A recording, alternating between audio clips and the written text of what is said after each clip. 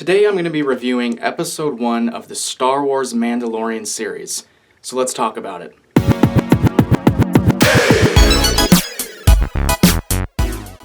Hello folks, and welcome back to another video. Now today, guys, I'm going to be reviewing the first episode or chapter, whatever you want to call it, of the Star Wars Mandalorian series on Disney+. Now, I know I haven't done any Star Wars content on my channel, but I'm actually a pretty big Star Wars fan.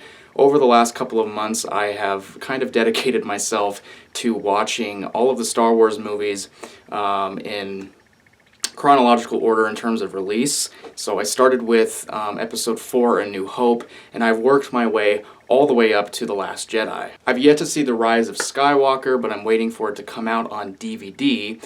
So until then, I thought that since I have my free trial with Disney+, I would go ahead and watch this Mandalorian series that everybody has been talking about, and people keep talking about how great it is, and there's just a lot of hype that's surrounding it, so I thought that I would check it out and see what I thought. And after watching the first episode, I decided, you know what, I'm just going to review each of these episodes and kind of give you guys my thoughts and opinions about each of them. So I do want to say that this is going to be a spoiler-filled series, so I plan on reviewing each of these episodes. There's 8 of them in this season, and I am going to give spoiler-detailed reviews and thoughts about each episode. So if you haven't seen the Mandalorian series, then don't watch this, because just based on the first episode alone, this is a pretty cool show, I can tell already, so I think you should definitely just watch it for yourself. But if you've seen the Mandalorian series, or if maybe you're watching it right along with me, then you can go ahead and watch these reviews, and I hope you do enjoy them. So with Chapter 1 of this Mandalorian series, we're right away introduced to the Mandalorian, who is a bounty hunter. And, you know, of course this takes place in the Star Wars universe, but this is, of course, an area of the Star Wars universe that we've never really seen before. And we're introduced to this Mandalorian character right away, and we get to kind of see what his job is, what he does, and how it all works. Basically, he is given these bounties, so he has to go out, he has to find these people, he has to bring them back to this bounty guild in exchange for credits that he can use to buy, you know, basic things like fuel, and this is his job. This is what he does. So when he goes out and finds his bounty and brings them back to the bounty guild leader, Greef Karga, he gets some credits in exchange. But when the Mandalorian is trying to figure out what he wants to do for his next bounty, Greef Karga offers him this special bounty that offers its own set of challenges, but also could potentially be very high-paying. So this is where we meet the client. So the Mandalorian accepts this challenge. He heads over to the client to see exactly what this mission, this bounty mission, entails. And the client kind of explains to him that there's not a lot that the Mandalorian will be able to go off of, because usually he's given all the information that he needs to go out and find his bounties. In this case, he's not given quite as much information, but it's clear right away that this bounty is very special, but we don't know why. So what eventually ends up happening is the Mandalorian, you know, he obviously asks about price and everything. The Mandalorian is very good at what he does, and this is made clear to us at the beginning. And he's offered a down payment before he even goes on this mission. He's offered a down payment of 1 Beskar, and I hope I'm pronouncing that right. But it's made clear that this Beskar, whatever it is, it's like this like skinny block of what looks like metal.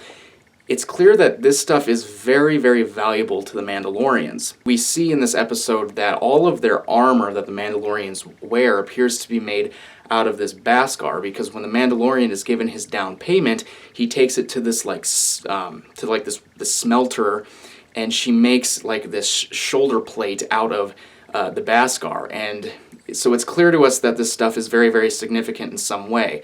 But back to the Mandalorian's meeting with the client says that if the Mandalorian successfully completes this mission and finds the person that they want him to find, there will be a lot more Beskar where that came from. So the Mandalorian accepts this offer, and he goes on this mission. So as I mentioned earlier, the Mandalorian goes and visits this welder, and they create this chest plate made out of the Beskar that the Mandalorian gets as a down payment.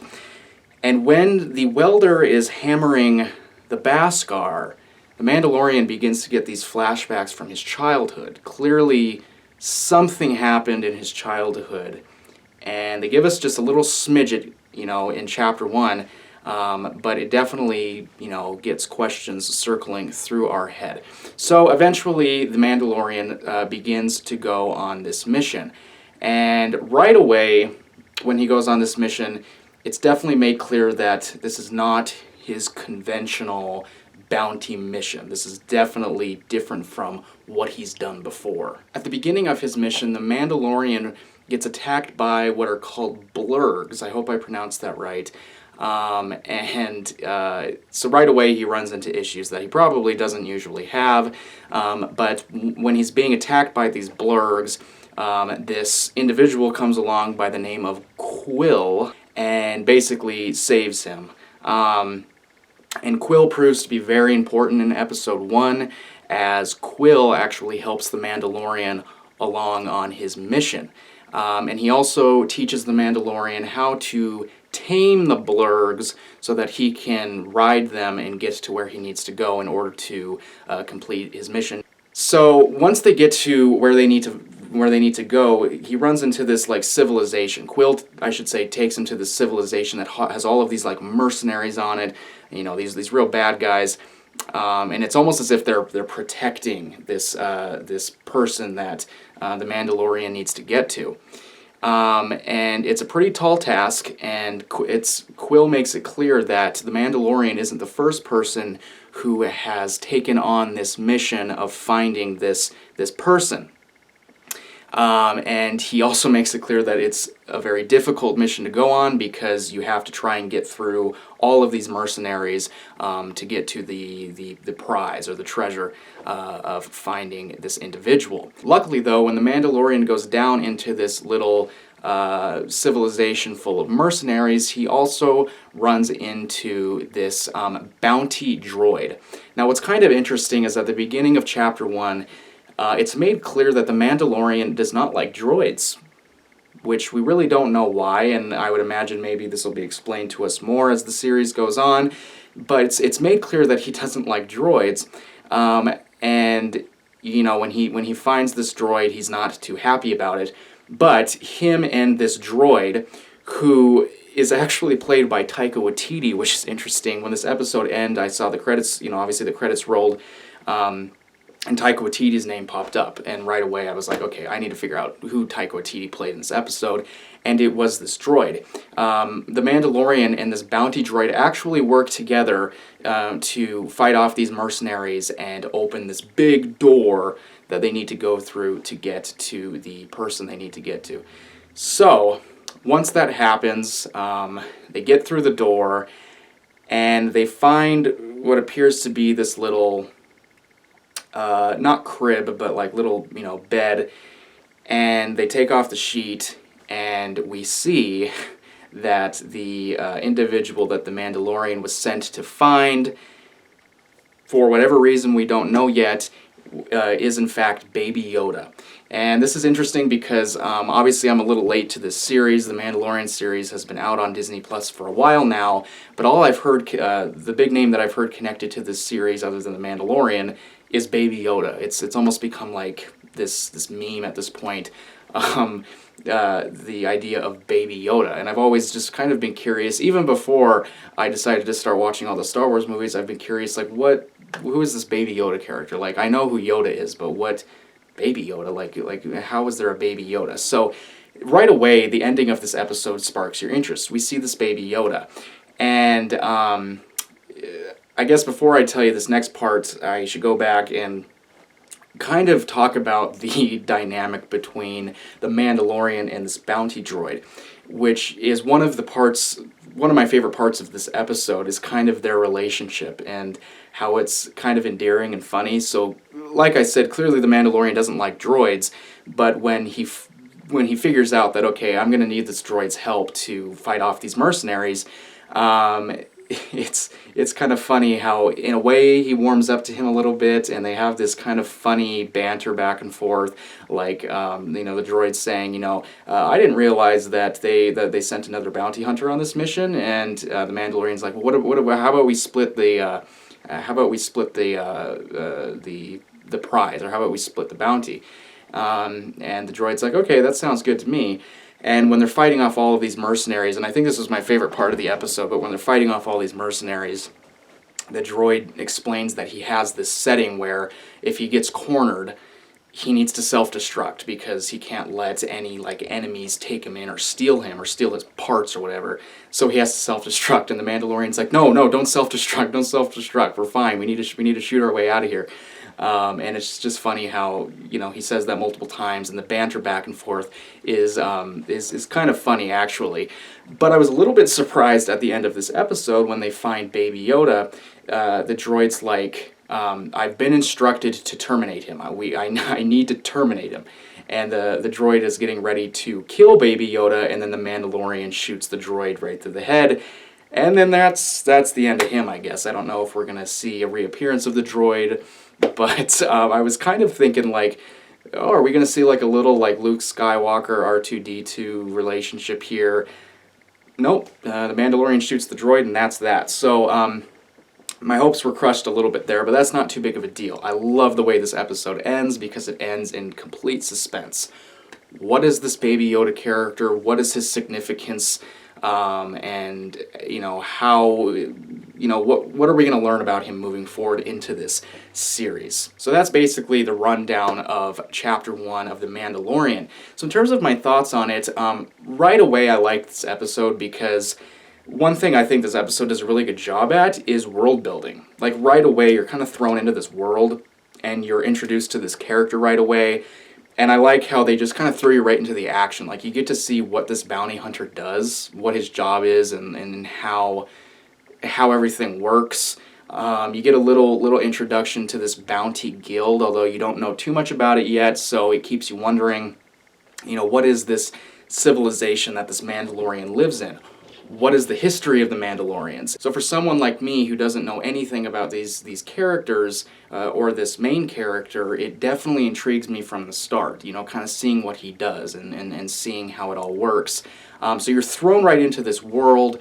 Obviously the environmentals, the visuals, all looks really, really beautiful, and the world itself is really cool looking, and I think that's one thing that Star Wars movies do such a great job at, especially as technology has improved and how visual effects have improved. Star Wars movies have always done such a great job at really making the environment and the surroundings look so majestic and beautiful and lively, and you feel like it transports you to a different world. It's really cool looking, and the characters. I think one of the biggest things about Star Wars, one of the things that I like most about it, since I've watched, 8 out of the 9, Star Wars movies from the main saga.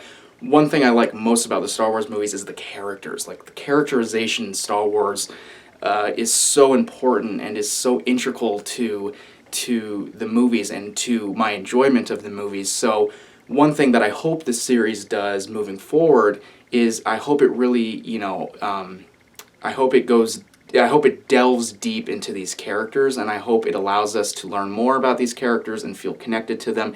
That way, everything that happens throughout the series feels really significant.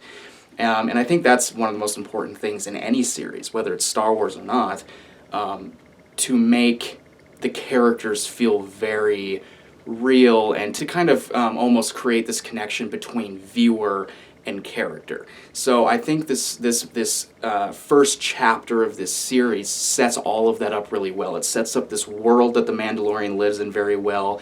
It also sets up these characters very well, and the intrigue is there. I want to know what this Baby Yoda is. I want to know what its significance will be moving forward.